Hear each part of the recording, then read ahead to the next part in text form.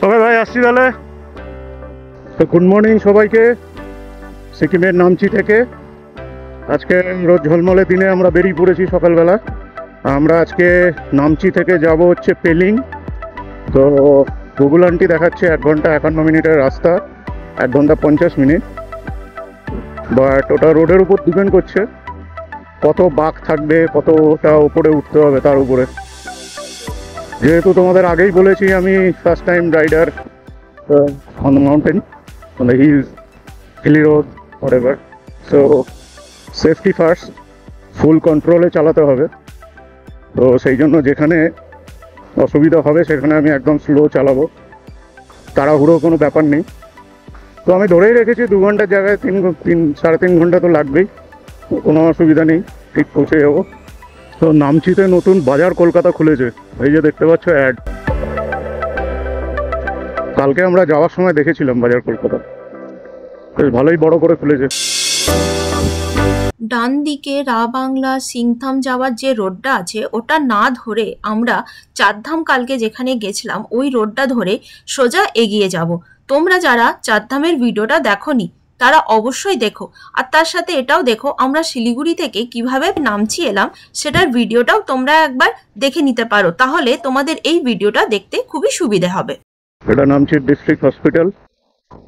আর এই জায়গাটা আমার খুব সুন্দর লেগেছে, দেখো এদিকে একটা বিল্ডিং হচ্ছে, আর এখানটা এটা কি স্কাই ওয়াক টাইপের কিছু। এখান থেকে বাঁ দিকে গেলেই চারধাম, কিন্তু আমরা চারধাম যেহেতু যাচ্ছি না, আমরা পেলিং যাচ্ছি, তাই এই দিক থেকেই আমরা ডান দিকের রাস্তাটা ধরে নেব যেটা ডাইরেক্ট পেলিং এর দিকে যাচ্ছে। তোমরা দেখতেই পাচ্ছ এখানে রাস্তা কত সুন্দর।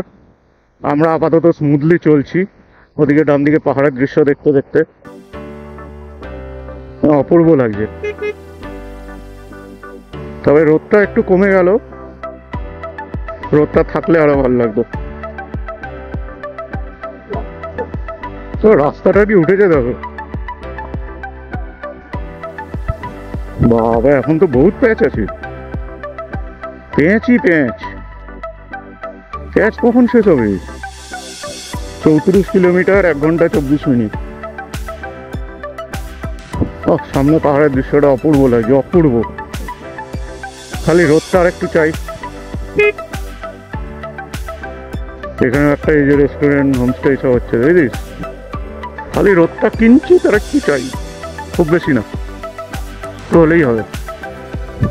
নিচে নদী দেখা যাচ্ছে, আই থিঙ্ক ওটা রঙ্গিত রিভার। এই ন্যাড়া রাস্তাগুলোতে হেবি ভয় লাগে। সোজা রাস্তা হলে অতটা অসুবিধা নেই, টার্নিং গুলোতে পুরো ন্যাড়া থাকলে কেমন লাগে, এমনিতেই কনফিডেন্স একটু ভুলে যায়।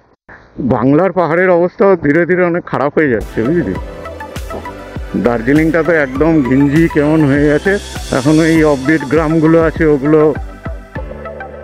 ভরতে শুরু করেছে, এরপরে ওগুলো আরো ভরে যাবে। কিন্তু সিকিমটা এখনই হবে না, সিকিমে অনেক ফাঁকা জায়গা রয়েছে, ওই জন্য সবাই এখন দার্জিলিং ছেড়ে সিকিমে আসছে বেশি। বোঝো ঠেলা। রেকর্ডিং চলছে নাকি?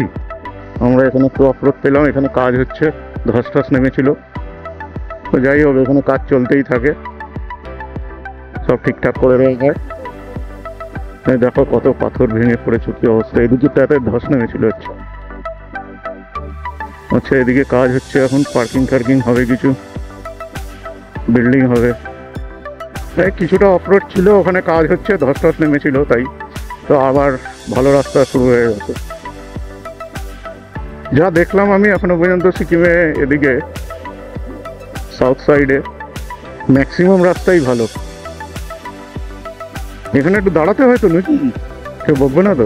দাঁড়িয়েছি এই ব্রিজটার ওপরে, যেটা কিনা এই রঙ্গিত নদীর ওপরে রয়েছে। নিচ দিয়ে রঙ্গিত নদী বয়ে চলেছে, দেখো কত সুন্দর লাগছে। আর আমরা কত হাইটে রয়েছি, বাপরে, নিচে তাকালেই ভয় লাগছে। আর এখানে সিনারিটা দেখো, অসাধারণ লাগছে।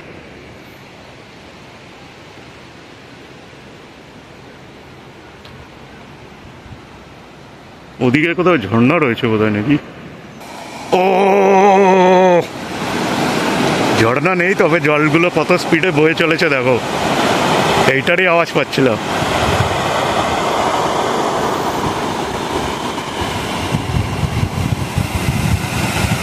দুর্দান্ত লাগছে, দুর্দান্ত।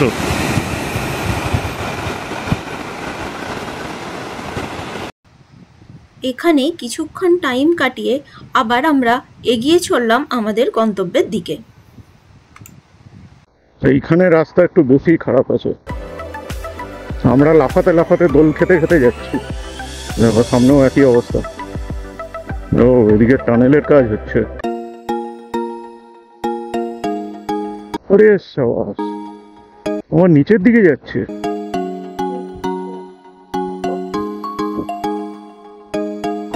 বাবা এদিকেও একটা টানেল আছে। এগুলো কিসের টানেল? গাড়ি যাওয়ার কি? Dam side. আমরা কোন দিকে যাবো? কোন দিকে যাবো? এইটা তেলিং যাওয়ার রাস্তা কোন দিকে? টানেলটা তো অন্ধকার, দেখো ভয় পেয়ে গেছি। প্রথমে আমরা বুঝতেই পারিনি এই টানেলের ভেতর দিয়ে যেতে হবে। ওখানে জিজ্ঞেস করে নিয়ে তারপর আমরা টানেলের মধ্যে দিয়ে এগোচ্ছি।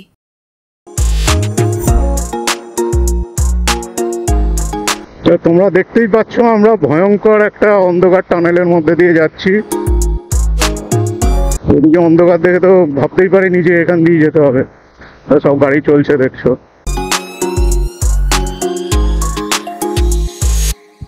বাবা টানেলটা কি ভয়ঙ্কর ছিল। গুগল আন্টি দেখাচ্ছে আমাদের আর 1 ঘন্টা 3 মিনিট লাগবে, 24 কিলোমিটার। ওহ, ডান দিকে নিচে রঙ্গিত নদী বয়ে চলেছে আর আমরা উপর দিয়ে যাচ্ছি। নিচের দিকে তাকালেই গা ছমছম করছে, মানে আনন্দে আনন্দে, এক্সাইটমেন্টে, ভয় না। অবশ্য ভয়ে যদিও একটু লাগছে, বাট ভয় পেলে আমাদের চলবে না। এখানেও ধস নেমেছিল। আরে সবার সামনে রাস্তাটা কত সুন্দর, দেখো, মাইন্ড ব্লোয়িং। ও we were not ready for this kind of bumpy ride. Actually শুরু থেকে ম্যাক্সিমাম রোডটাই এত ভালো পেয়েছি। এখানে মাঝখানে পেলিংয়ের দিকে যেতে রাস্তা অনেকটাই ভালো আছে, তবে অনেক জায়গায় খারাপও রয়েছে, বেশ খারাপ রয়েছে। তো এই এক্সপেক্ট করিনি এতটা। যদিও কোনো অসুবিধা নেই, দেখতেই পাচ্ছ সামনে পুরো সোজা রাস্তা, সুন্দর, দারুণ লাগছে এখানে চলতে। ভাবা যায় না, পাহাড়ে ফার্স্ট টাইম আমি বাইক চালাচ্ছি, তো আবার পিছনে আমার বউকে বসিয়ে। এটাকেই বলে অ্যাডভেঞ্চার। লাইফে একটু অ্যাডভেঞ্চারের তো দরকার অবশ্যই, নাহলে লাইফটা বোরিং হয়ে যায়। কি ভয়ঙ্কর রাস্তা, বাপরে। এতক্ষণ রাস্তার একটু বেশি প্রশংসা করে ফেলেছি, তাই এখন পস্তাচ্ছি। দেখতেই পাচ্ছ রাস্তার কি অবস্থা। বেশ সবার ভয়ানক অবস্থা, ভয়ানক।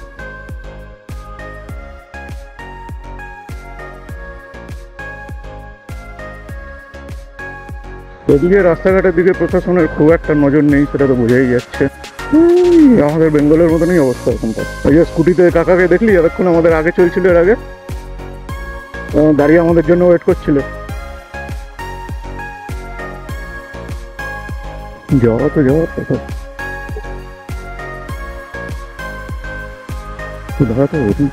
দেখতে পাচ্ছ সামনে মাটি সরানোর কাজ চলছে, ওই জন্য আমাদের দাঁড়াতে হয়েছে। ওদিকে আমাদের পিছনে গাড়ি দাঁড়িয়ে রয়েছে, ওদিকে সামনেও দাঁড়িয়ে রয়েছে পাশে। ওখান থেকেও ধস নামে যে ভালো তো বোঝাই যাচ্ছে। এদিকটা খুবই ডেঞ্জারাস। তো ওই মাটিটুকু সমান হলে রোলার হবে, তারপরে আমরা যেতে পারবো। চলো একটু ওয়েট করতে হবে আর কি। বাবা ওদিকে তো লাইন লেগে গেছে।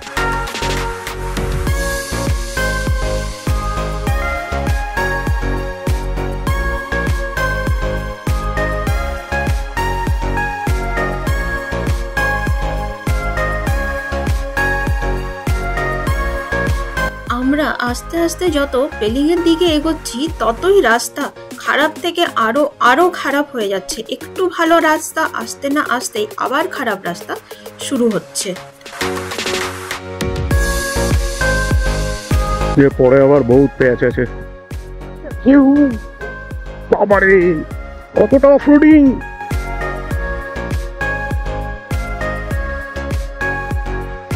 ভয়ানক অবস্থা, বাপরে।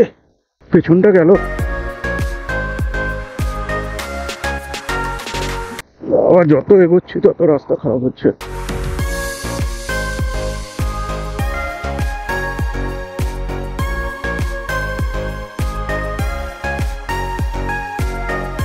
এটা মনে হয় একটা হোমস্টে হচ্ছে।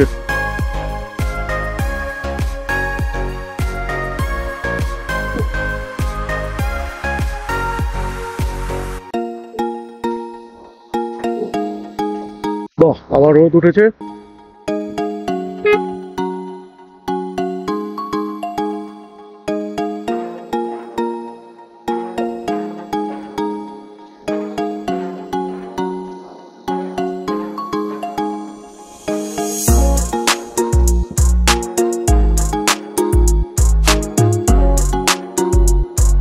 ফাইনালি আমরা পেলিং এর এন্ট্রি করছি।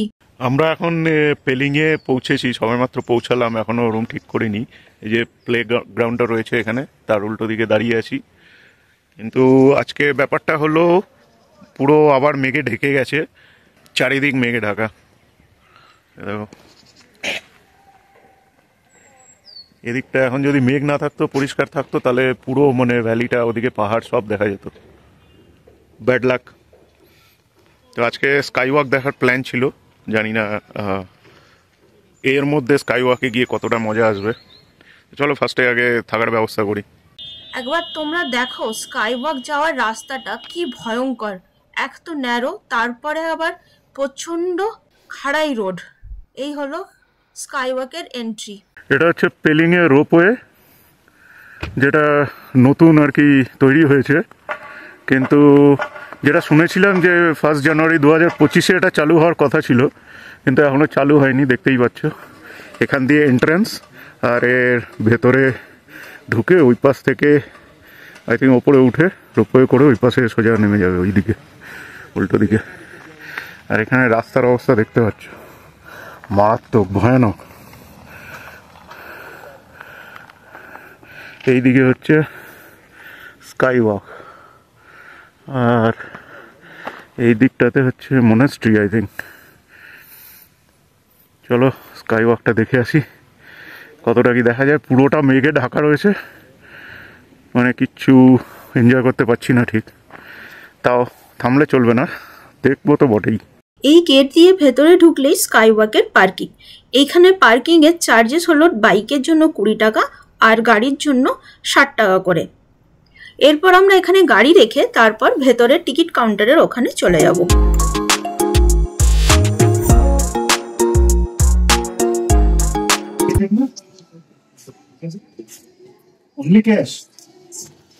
স্কাই ওয়াকে টিকিটের দাম হলো পার হেড 100 টাকা করে, কিন্তু এখানে কোনো অনলাইনের ব্যবস্থা নেই, এরা শুধুমাত্র ক্যাশ নেয়।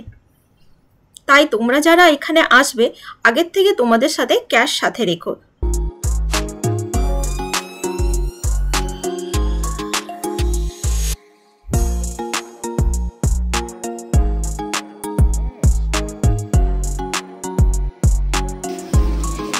ইস, মূর্তিটা দেখাই যাচ্ছে না।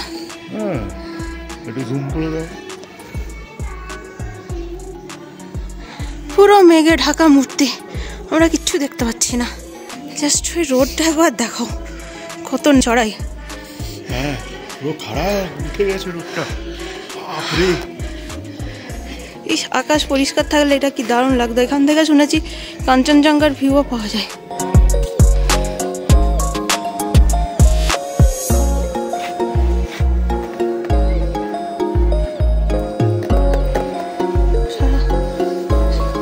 এই সাইডটা বন্ধ, জানি না কেন, আমাদেরকে এই সাইড দিয়ে যেতে হবে।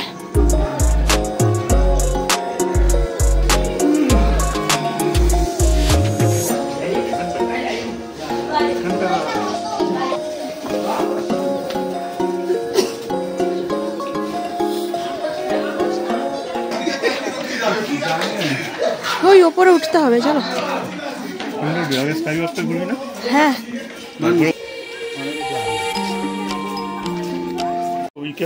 এখানে জুতো রাখতে হবে, দিয়ে এখান দিয়ে যেতে হবে। বাট এখানে কেউ নেই যারা চেক করবে যে মানুষজন জুতো খুলে রাখছে কি রাখছে না, কেউ চেক করার নেই।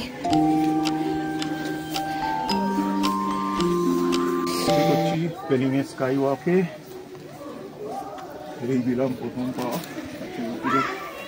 উড়ি পাশ, নিচের দিকে তাকালেই তো মনে হচ্ছে পড়ে যাব। যেহেতু মেঘ মেঘ রয়েছে তাই নিচটা ভালো করে ক্লিয়ার নেই, আর একটু ক্লিয়ার হলে বেশ ভয় ভয় ব্যাপারটা এখানে আসতো। দিক পুরো মেঘে ঢাকা, কাঁচটাও সেরকম পরিষ্কার নেই এই বিয়ের জন্য।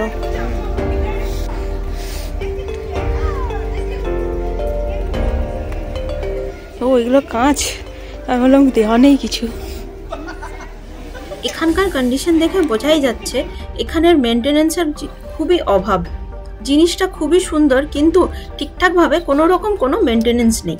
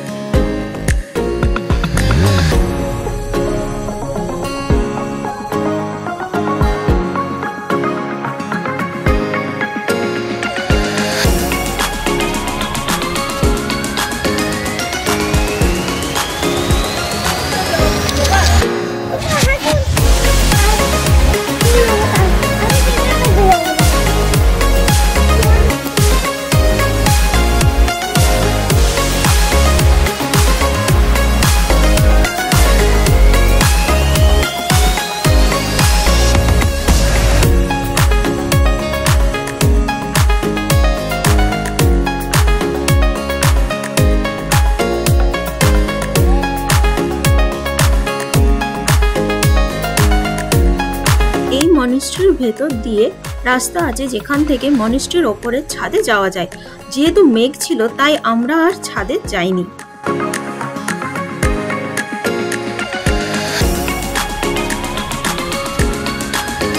আমরা পেলিংয়ে এসে কোথায় আছি সেই ভিডিওটা দেখার জন্য অবশ্যই চোখ রাখো মৌরি লাইফে আর দেখতে থাকো, আর অবশ্যই আমাদের চ্যানেলটাকে সাবস্ক্রাইব করতে ভুলো না কিন্তু।